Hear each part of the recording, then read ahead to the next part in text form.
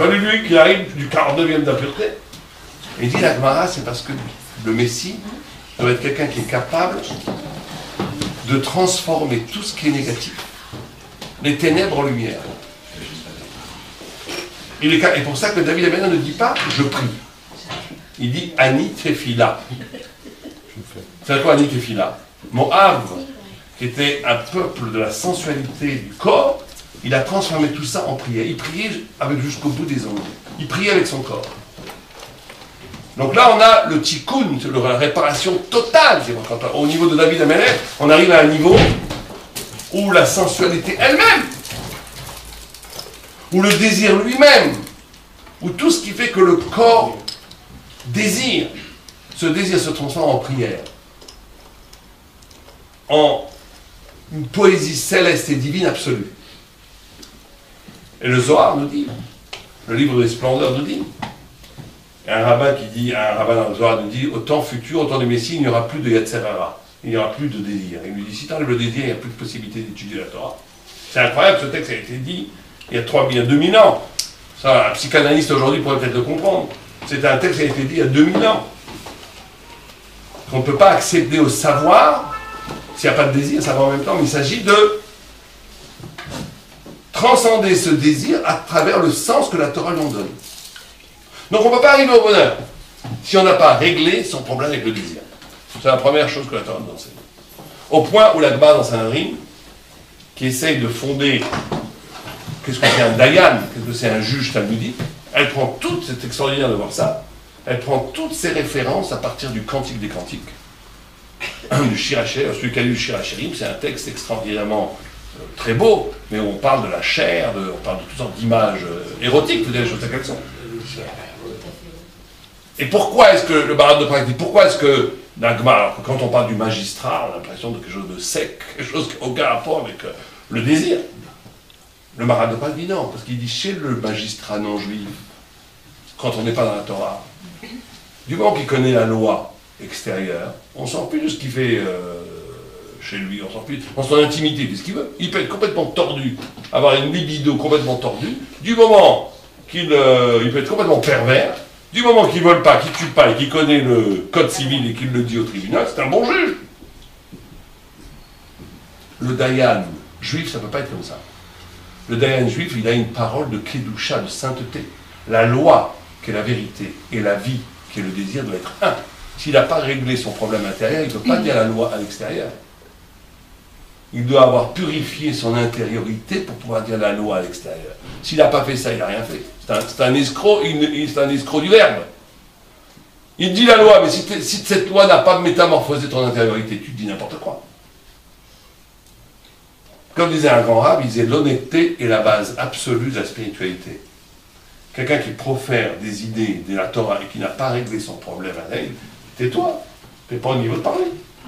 Donc pour en parler, il faut d'abord betaken. Il faut faire le tikkun qui passe par une confrontation réelle de cette harmonie, des pulsions, du désir, du plaisir, de tout ce qui est l'activité du corps.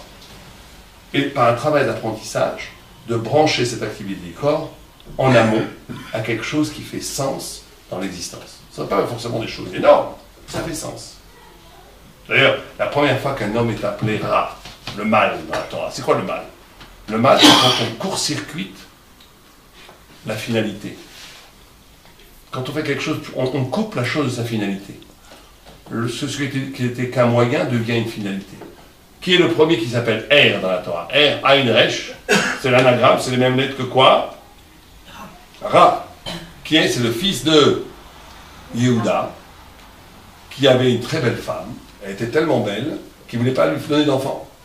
Ah oui. C'est Tamar, non? C'est pas Tamar. C'était Tamar. Et il est mort, Dieu l'a tué. Ouais. Mais il s'appelle Er. Regardez, il s'appelle Ra, c'est pareil. Parce que le Ra, c'est ça. Le Ra, c'est d'utiliser le plaisir pour le plaisir, sans aucune finalité. C'est ça le mal. Quand quelqu'un passe son temps dans la vie à vouloir vivre des expériences de jouissance sans que ça ait aucun sens, il est dans le mal. C'est tout, il est dans le mal. Ah, il fait du mal à personne, il n'a jamais tué personne, il veut juste s'éclater. Ben oui, mais tu es une boule de mal pour la Torah. Pourquoi? Parce que tu passes ton temps, comme une pâte à modeler, à faire une expérience, détruire, tu construis rien. Dans la Torah, Gadol, Katan, qui veut dire petit, ça a pour racine étymologique Katoa. Katoa, ça veut dire coupé. C'est-à-dire que ta vie n'a pas de sens. Tu es coupé. Un jour, tu es comme ça. Tu cours, tu es entraîné par toutes sortes de phénomènes de plaisir, mais qui n'ont aucun sens. Tu es coupé. Gadol, l'étymologie hébraïque, c'est Gouda. Gouda, ça vient le lit d'un fleuve. Le lit d'un fleuve, il peut faire 2000 km, le fleuve, il est un. C'est unir sa vie. Unir tous les niveaux de son existence à quelque chose qui fait sens. Et ça, c'est la première condition. Deuxième condition, c'est, on a dit ça, il faut commencer par là, c'est le travail. C'est du travail des Juifs. Les Juifs, c'est terrible, les Juifs. Parce que la Torah nous demande des trucs, il faut être Superman en vérité. Quand vous regardez le niveau d'exigence de la halakha, on se dit, mais c'est pas possible. La Torah nous dit des choses, nous dit comment nous comporter. Je ne veux pas être dans des situations où normalement on devrait dire, mais ça ne regarde personne.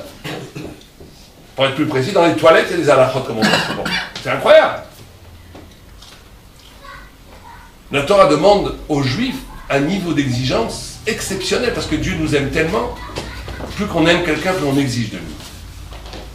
Et Dieu aime le peuple d'Israël. Il lui demande d'arriver au niveau des anges.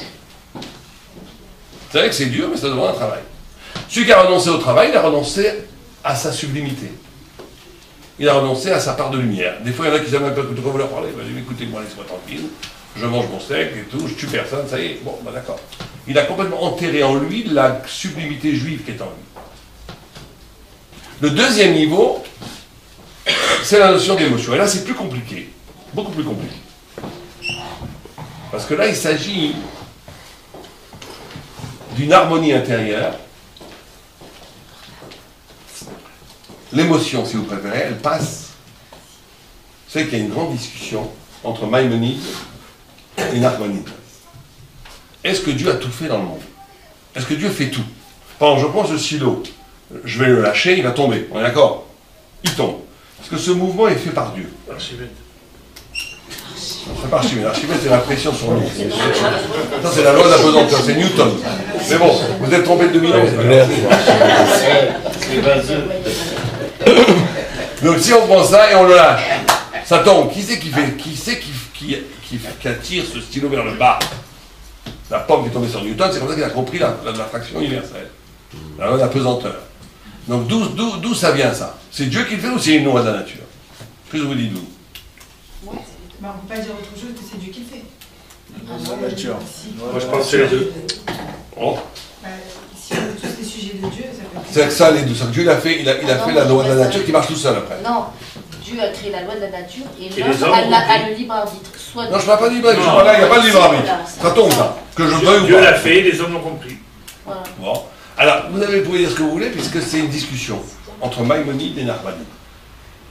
Nachmanide, Ramban, il dit que tout celui qui croit en la nature n'a pas de part à Torah Moshe. Et il dit une chose qui nous, qui sommes des modernes scientifiques, on a un peu du mal à croire, mais il dit, les lois c'est une illusion. Imaginez que vous avez une femme depuis 40 ans qui tous les jours à 8h du matin, pile, elle sort pour chercher du lait. Si quelqu'un croit que c'est une loi, mais ce n'est pas une loi. C'est quelqu'un qui décide tous les matins dans la même chose. Dieu décide depuis des milliers d'années, et des millions d'années physiques, de faire apparaître le soleil comme ça. Bon. Mais ça peut changer du jour au lendemain, il n'y a pas de loi. Il n'y a pas de loi. Et il dit tous les mouvements de papillons, tous les milliards de mouvements il prend l'exemple d'une feuille qui tombe d'un arbre, toutes les circonvolutions d'une feuille qui tombe d'un arbre, tous ces mouvements sont faits par Dieu. Tout. Que Dieu étant infini, il n'y a pas de limite à ses possibilités. Il y a des milliards de mouvements de papillons, de poissons. Tout est fait par Dieu. Ça, c'est Nachmanide. Vient Maïmonide, il dit il faut laisser tranquille le bon Dieu avec les papillons. Il a autre chose à faire que s'occuper de papillons. Et donc il dit quoi? Il dit un peu comme vous avez dit, que Dieu a créé des lois, il y a quel cosmos. Ces lois, elles sont créées par Dieu, elles sont intangibles. Dieu simplement donne une énergie primordiale à tout, mais ça marche tout seul. Alors tout le monde a crié sur Maïmonide en disant c'est de l'hérésie, il a été influencé par Aristote, par la philosophie grecque. Mais quand on lit attentivement Maïmonide, il rajoute une phrase terrible.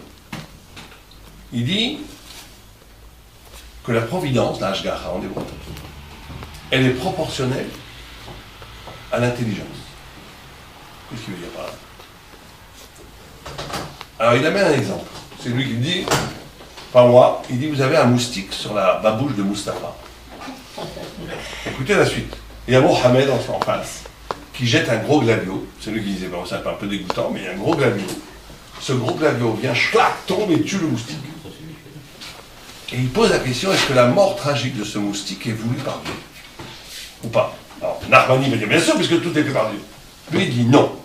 Scandale, il dit non. Pourquoi? Il dit, comme le moustique, il est mal, il n'a aucune intelligence, il est soumis à la nature. Il n'y a pas de providence. Et il dit qu'un homme qui est comme un moustique, il n'y a pas de providence. Et il dit que si quelqu'un veut un miracle dans sa vie, il ne faut pas être comme le moustique. Il faut s'arracher à la nature. Quelqu'un qui serait comme le moustique, qui aurait une vie déterminée par la nature, il n'y a pas de providence. Il est voué à la loi. Il est voué à la loi et au hasard et au mazal. Quelqu'un a un bon mazal, ils ont de la chance, ils ont des grands-parents, ils ont du strou, allez savoir. Mais il y a des gens, ils ont du mazal, bon mazal, moyen mazal. Mais Dieu ne s'occupe pas de toi, comme le moustique. Si on veut que Dieu s'occupe de nous, si on veut du miracle, il faut s'arracher à la nature. Alors c'est quoi s'arracher à la nature, d'après vous? C'est quoi s'arracher à la nature? La contrôler. Des efforts sur notre... La contrôler. Matérialiste. Va se positionner par rapport à... Matérialiste, c'est s'arracher à la nature? Considérer que c'est Dieu. Ça suffit? Je suis pas sûr. On peut avoir des très bonnes idées, mais être complètement... Non, moi je pense se positionner par rapport à toutes ces aux circonstancielles. Justement. Soyons plus simples. Je vous dis, c'est quoi s'arracher de la nature, après vous? S'arracher avec sa nature. Non, lâcher la matière pour la spiritualité. Comment on fait ça? Alors, dit Rav Fischer, Rav Miller, pardon, il dit une chose extraordinaire. Il dit, s'arracher de la nature, c'est très simple. C'est de ne pas être réactif. Ça veut dire quoi? Ça veut dire, un chien, vous le frappez, il vous mord. Vous le caressez, vous lui donnez un sucre, il vous lèche. Si vous êtes dans une logique donnant-donnant, regardez, essayez dans le métro, souriez à quelqu'un, il va vous sourire. Faites plus la tête, il va vous faire la tête. C'est comme ça. C'est que l'animalité chez l'homme, il est réactif. Quand, moi je me rappelle, j'avais fait un cours en Israël sur la colère, combien c'était pas bien la colère et tout un cours d'1 heure sur la colère. Et en sortant du cours, je rentrais à Jérusalem, une voiture me fait presque une queue de poisson, il a failli m'envoyer dans la main, et je le klaxonne, et tout d'un coup, en m'énervant, je me dis, mais tu viens de faire un cours. Et après j'ai dit, mais c'est le corps, l'habitude, le biologique est très fort. On est déterminé par tout. C'est ça la nature.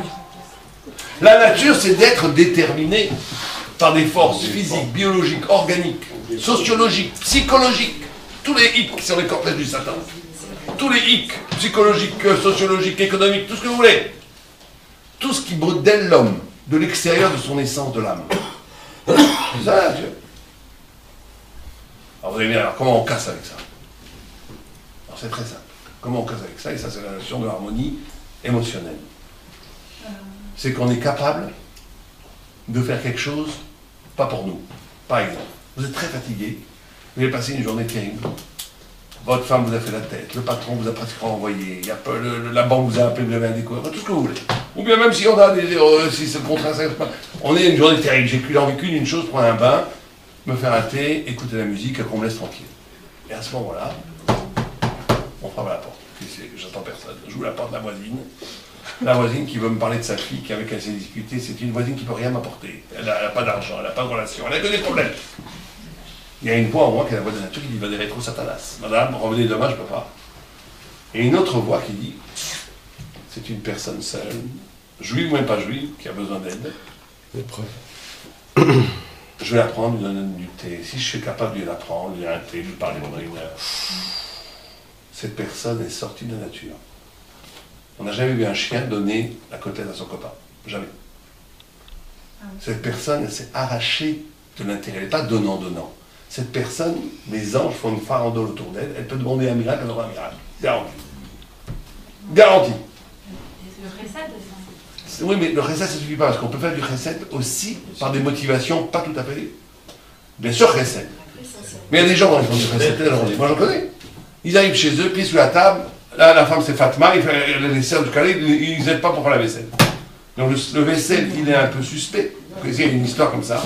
Une fois, il y avait un gars qui étudiait la Torah vraiment plein, et il ne voulait pas aider sa femme. À la maison, et sa femme était tellement fatiguée, et on y va. Donc ils ont été voir le Steipeler. Le Steipeler c'était un immense rabbi à Bnei-Brak. Et ils ont exposé le problème. Le Steipeler il écoute, il dit ouais, toi tu étudies la Torah jour et nuit, bon. Je ne peux pas vous aider, laissez-moi réfléchir, c'est trop compliqué votre question. Le lendemain, ils frappent à leur porte, ils ouvrent la porte, qu'est-ce qu'ils voient le Steipeler? Imaginez que vous avez vous connaissez le rabbi de Lubavitch qui arrive chez vous, qui frappe à la porte. Qu'est-ce que vous venez faire? La vaisselle. La vaisselle. Je vais faire la vaisselle. Et jeter les poubelles. Il dit Chaz Shalom, Rabbi. Pas question, Chaz Shalom. Alors, il dit non, je peux pas, toi, tu es un grand saint, tu étudies la Torah, je ne peux pas te dire de faire la vaisselle. Mais toi, une pauvre femme, je ne peux pas te laisser tomber, donc c'est moi qui vais le faire. Croyez-moi que le mari a pris une leçon. Il a plus jamais posé ce genre de questions. Il a aidé sa femme et sa